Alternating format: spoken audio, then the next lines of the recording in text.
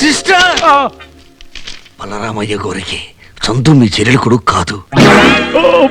ഇവിടെ എന്താ రాసుండాది? మీకు తెలుగు చదవడం రాదా సిస్టర్?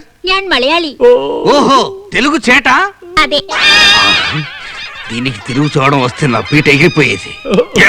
నీకు బుద్ధి ఉందా? సిస్టర్ సిస్టర్ కి లవ్ లెటర్ రాస్తావా? లవ్ లెటరయో? ఎంత గురువాయూరప్ప? రాసింది గురువాయూరప్ప కాదు, బోధూరు కప్పలాంటి వెంగళప్ప.